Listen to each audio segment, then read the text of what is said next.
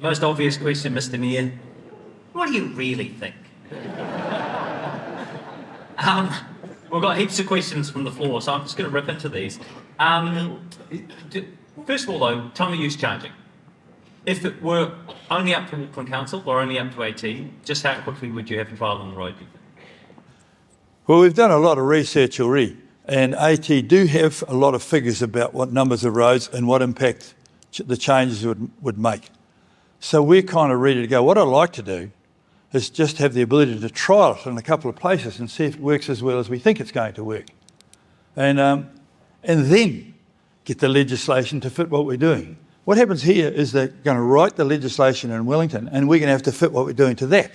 But the people writing the legislation don't understand what they're trying to fix in the first place. And that's not just typical of this. There's dozens of cases where we have to adjust to legislation. And as yet, very few people in Wellington can outthink people like me. There's always a way around whatever they're thinking. So I'd rather let them see what I want to do and then write that around that way. And let's get it right. It may not work straight away. It might need a bit of tinkering. That's the right way to do things. When we introduce some new product onto the roads, we trial it somewhere or other. And if it doesn't work, we reject it or fiddle with it or improve it. We don't legislate it and find out, oh shit, it didn't work. I asked the Minister the same thing, and he said that it was the network concern. It means central government had to have some role in this. Well, I'm not saying they shouldn't have some role in it. But the taxpayers and the ratepayers are the same people. And a third of them live here. And so I'm not saying they shouldn't have some role in it. And most people just want to drive across Auckland. Most people don't know that when you drive off one of the roads we own onto the motorway, that you're actually changing an ownership. They don't care. It's an Auckland road. It's like they all think I'm the mayor and they ring up and say, well, there's a problem here with AT, you know. And AT people have told me that 95% or 98% of the people are happy. Well, I can tell you the names and addresses of the other 2% because they all bloody ring me. If the bridge, the one across the Old Reef, is a cheaper option, why not build it and fund it with value capture or a targeted rate? Well, exactly the right thing to do. But it's not even on the list.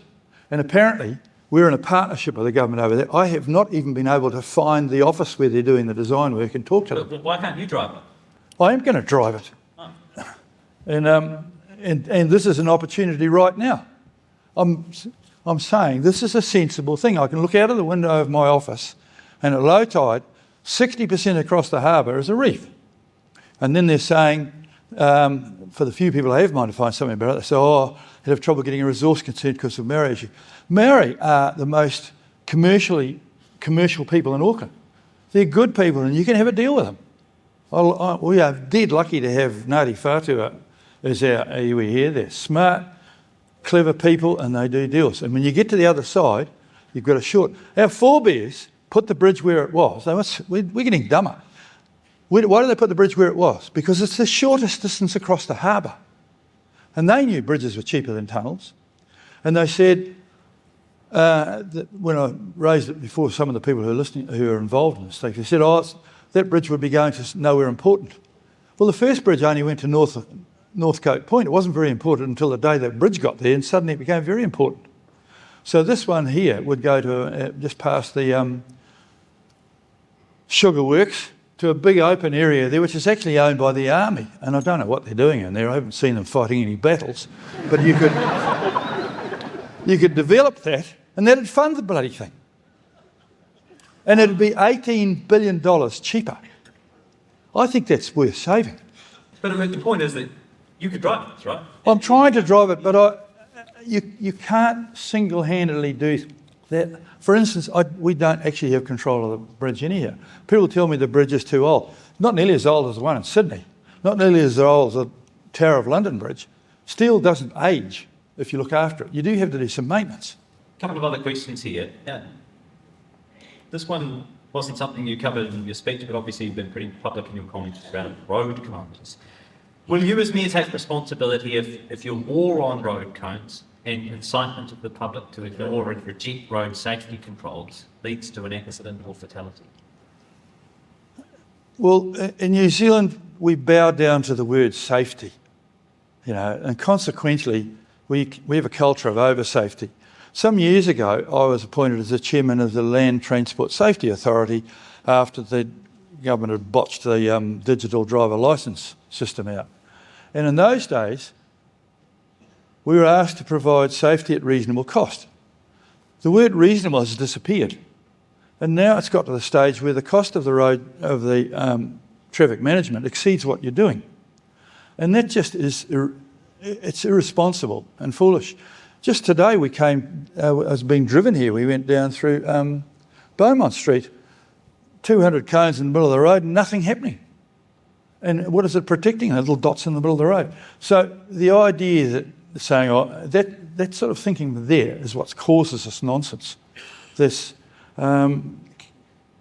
Councillor Williamson used to be Minister Williamson, and when they brought out the seismic rules upgrades across the country, John Key said to him, you're going to back this? You better back this just in case somebody dies and you get sued. That's not a good reason for inflicting billions of dollars of costs on everybody, that somebody would die. We have wires down the middle of the motorway, and tragically 3 people got killed in a van because a truck crossed through them the other day. Some things will happen, there will, but we need to have it so that the costs of temporary traffic management don't get so, they've got so high that we're now not building enough roads.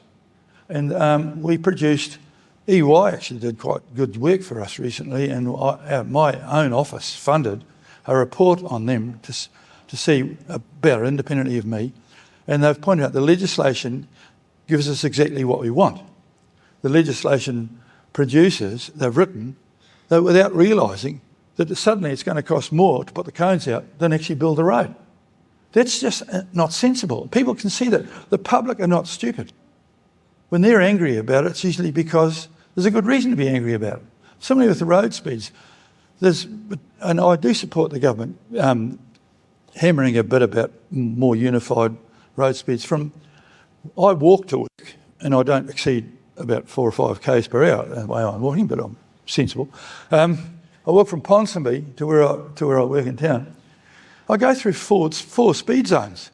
I didn't actually realise that until I got a new BYD electric car, and there's a little Chinaman somewhere in the front there looking out and telling me there's 4 bloody speed zones in there. There's 50, 40, 30 and 10. Now, nobody knows that. It's not a good situation. We're all inadvertently breaking laws. We very much appreciate your time and thoughts this morning. Thank you so much for being here. Mayor Wayne Brown.